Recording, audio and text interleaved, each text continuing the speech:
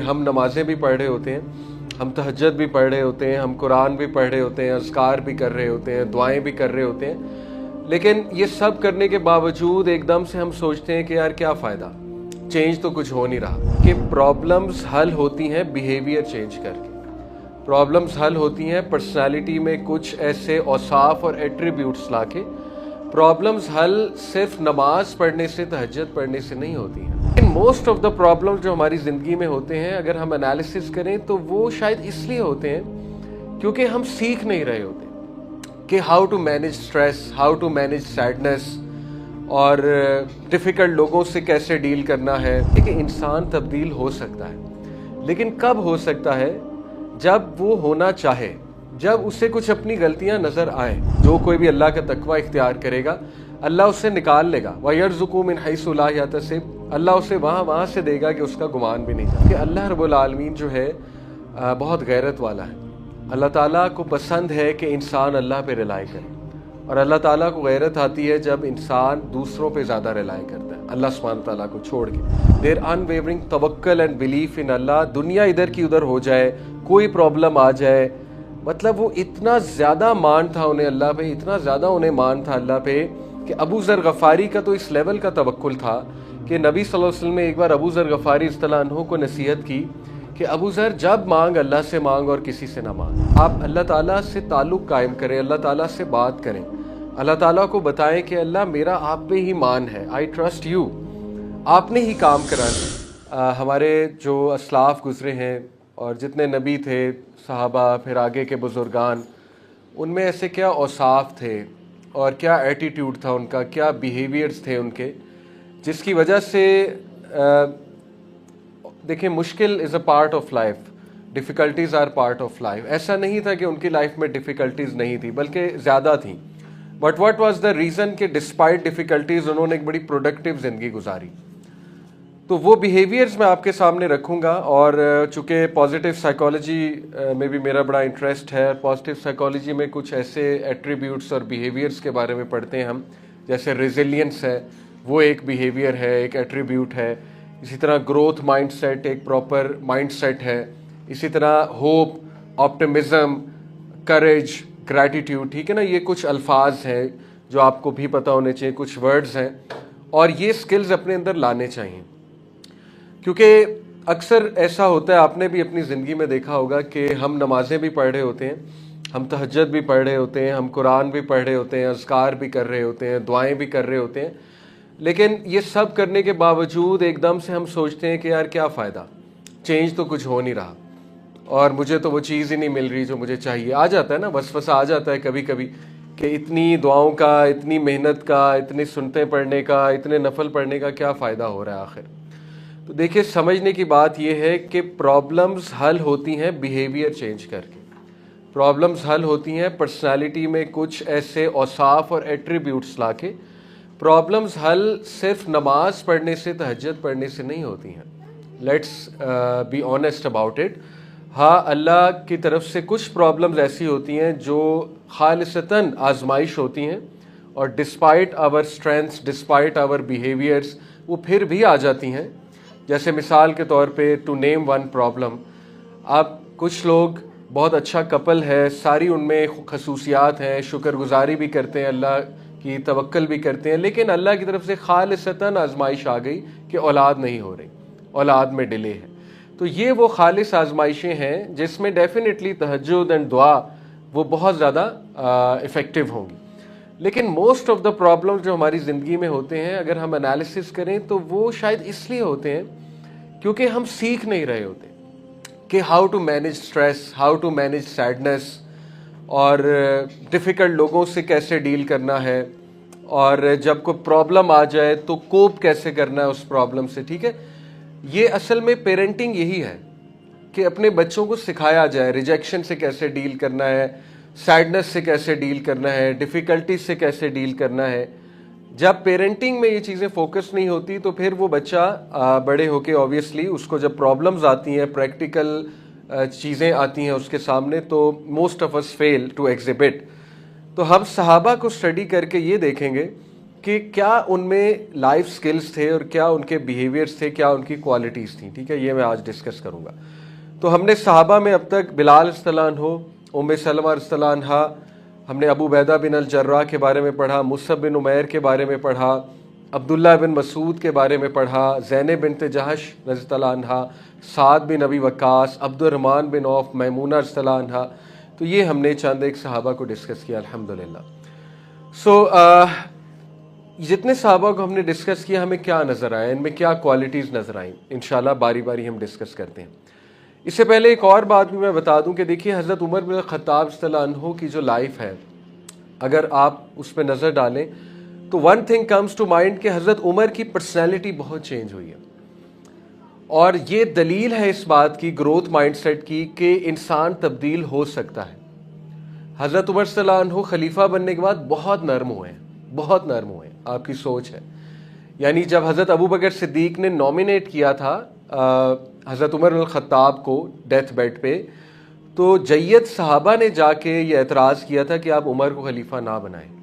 Top صحابہ نے جا کے اعتراض کیا تھا. ٹھیک ہے, اور اس کی وجہ یہ بتائی تھی کہ ہی از ویری اسٹرکٹ, یعنی بہت ہارش ہیں عمر بن الخطاب. اور جب عمر الخطاب خلیفہ بن گئے اور کافی انہوں نے ایڈمنسٹریشن کی, تو اس کے بعد یہی صحابہ کہتے تھے کہ یہ تو ابو بکر سے بھی نرم ہے. یہ صحابہ کے الفاظ ہیں کہ یہ تو ابو بکر سے بھی نرم ہے عمر الخطاب رضی اللہ عنہ. ٹھیک ہے, تو ان کی لائف ہمیں یہ سکھاتی ہے کہ انسان تبدیل ہو سکتا ہے, لیکن کب ہو سکتا ہے؟ جب وہ ہونا چاہے, جب اسے کچھ اپنی غلطیاں نظر آئیں. That is the point. ٹھیک ہے, یہ بھی ایک بیہیویئر ہے. اب ایک انسان کو غلطی نظر آ ہی نہیں رہی اپنی, یعنی اس کے ذہن میں پاسبلٹی ہی نہیں ہے کہ میں بھی غلط ہو سکتا ہوں, میرا کوئی ایٹیٹیوڈ غلط ہو سکتا ہے, میرا بھی رویہ غلط ہو سکتا ہے, تو پھر اس کے لیے چینج ہونا بہت مشکل ہو جاتا ہے. ٹھیک ہے, تو سب سے پہلے دیکھیے اس سارے صحابہ کو ہم نے دیکھا, تو ان میں سب سے ٹاپ کوالٹی جو پازیٹیو سائیکالوجی نہیں بتائے گی, جو ایک مسلمان ہی فیل کر سکتا ہے, وہ ہے ان ویورنگ توکل اینڈ بلیف ان اللہ سبحانہ و تعالیٰ.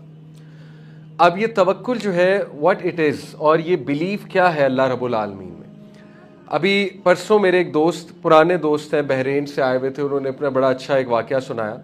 انہوں نے کہا کہ علی میں بہت زیادہ پریشان تھا, جہاں میں جاب کرتا ہوں وہاں پہ جو میرے ہائر اپ تھے, جو مینیجر تھے, وہ بڑا ٹاکسک انسان تھا, مطلب اکارڈنگ ٹو ہم, اور اس کے ساتھ میری بڑی ٹسل اور بڑی انبن ہو رہی تھی, اور مجھے بڑا ڈیفیکلٹ ٹائم دے رہا تھا.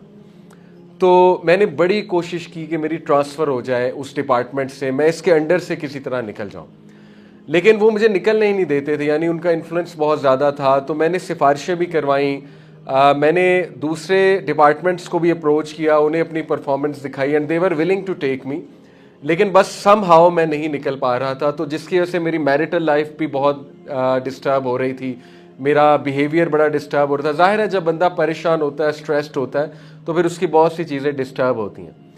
تو دین ہی سیڈ کہ پھر میں نے اپنے ایک استاد سے جو انڈین ہیں وہاں پہ ایک اسکالر, ان سے میں نے بات کی. تو کہتے انہوں نے میری ساری بات سنی کہ اس وجہ سے پریشان ہے, ٹرانسفر کرانا چاہ رہا ہے, لیکن وہ بندہ بہت تنگ کرتا ہے, یہ وہ. کہتے کہ انہوں نے مجھے ایک بات پوچھی اور میں ہل گیا وہ بات سن کے. انہوں نے کہا کہ مجھے تم نے دل سے بتانا ہے, سچ بتانا ہے. جو اب میں سوال تم سے پوچھنے لگا ہوں, وہ سوال یہ ہے کہ سچ بتاؤ, اس سارے پروسیس میں, سفارشیں کرانے میں, ٹرانسفر کی کوشش کرنے میں, اس سارے پروسیس میں تمہارا زیادہ توکل لوگوں پہ تھا کہ اللہ پہ تھا؟ That is the question. اور وہ کہتے ہیں کہ جب انہوں نے مجھ سے سوال پوچھا تو میں ہل گیا, اور میرے اندر سے آواز آئی کہ لوگوں پہ.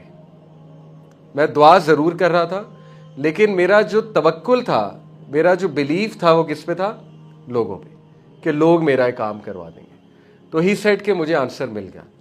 اور دین ہی سیڈ کہ میں نے اپنے عقیدے کو درست کیا, میں نے اپنے آپ کو ٹھیک کیا, اور میں نے اللہ سے بات کی کہ اللہ میں شرمندہ ہوں, اس سارے پروسیس میں I was trusting the human beings, I was relying on human beings. حالانکہ ہیومن بینگ سے مشورہ لینے میں, اس کو ڈونٹ مس انڈرسٹینڈ کہ ہیومن بینگ سے مشورہ نہیں لے سکتے یا مدد نہیں لے سکتے, but you get my point. مشورہ لے سکتے ہیں, لیکن جو ریلائنس ہے کہ مدد اصل میں کون کرے گا, وہ اللہ حقدار ہے اس کا. ٹھیک ہے, تو ہی سیڈ کہ پھر میں نے اپنا انالیسس کیا, اللہ سے معافی مانگی, اور میں نے دعا کی اللہ سے, سجدے میں گرا کہ اللہ میری ریلائنس ہٹ ہوئی تھی اور I was relying on human beings. لیکن اب آئی ریلائی آن یو. آپ نے کام کرانا ہے اللہ تعالیٰ.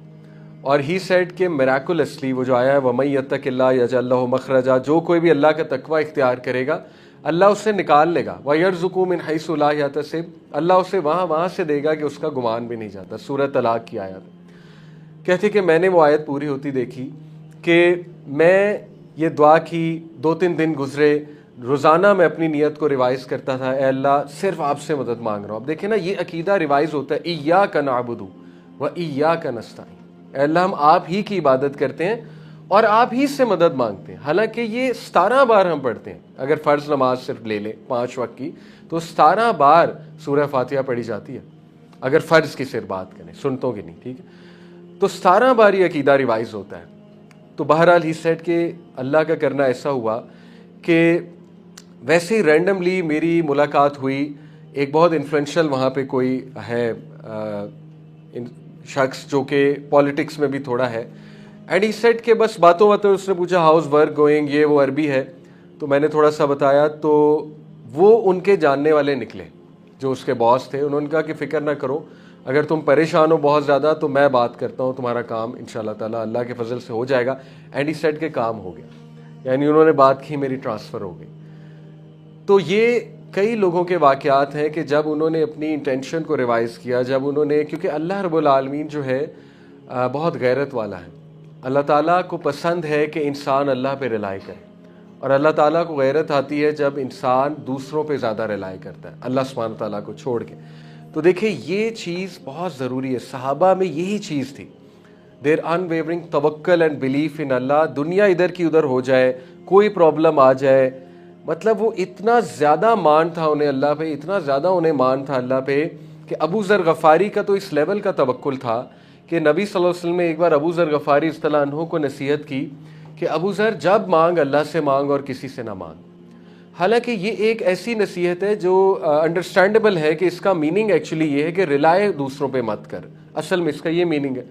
ابو ذر نے اتنا لٹرل لیا اس ایڈوائس کو, اتنا لٹرل لیا اس ایڈوائس کو کہ ساری عمر انہوں نے کسی کو یہ بھی نہیں کہا کہ مجھے پانی پلا دو, ساری عمر یہ بھی نہیں کہا کہ میرا یہ کام کر دو, حالانکہ جو جائز کام تھے. ساری عمر انہوں نے اللہ رب العالمین کی مدد پکڑی, یعنی اس لیول پہ انہوں نے لٹرل لیا اس بات کو, ٹھیک ہے. تو دیٹ واز دا ڈفرنس جو صحابہ اور ہمیں ڈفرینشیٹ کرتا ہے کہ انہوں نے حق ادا کر کے دکھایا توکل کا. اور یہ چیز ریوائز کرنی پڑتی ہے. آپ اللہ تعالیٰ سے تعلق قائم کریں, اللہ تعالیٰ سے بات کریں, اللہ تعالیٰ کو بتائیں کہ اللہ میرا آپ پہ ہی مان ہے, آئی ٹرسٹ یو, آپ نے ہی کام کرانا ہے. دیکھیں میں اکثر مثال دیتا ہوں اور یہ میری زندگی میں بھی ہے, میں آپ کو بہت کھل کے بتاتا ہوں. Trust me, when ever I approach some one جو بہت بڑا نام ہے, بہت بڑے اسکالر ہیں, ٹھیک ہے نا, ان کا اس میں کوئی قصور نہیں ہے, میں اپنی بات بتا رہا ہوں. جب بھی میں نے کسی بہت مشہور انسان سے مشورہ کیا آئی گاٹ ڈس اپوائنٹڈ, بہت اوپن بتا رہا ہوں. اور مینی اے ٹائمس اللہ تعالیٰ نے میری مدد بہت عام انسان سے کرائی ہے, بہت عام انسان سے. اللہ تعالیٰ دکھاتے ہیں کہ مدد کرنے والا میں ہوں, ٹھیک ہے. ہیونگ سیڈ اٹ, اگین میں ڈسکلیمر دے دوں, آپ بہت اچھے ایک کوالیفائڈ بندے سے مشورہ کر سکتے ہیں, کوئی مسئلہ نہیں.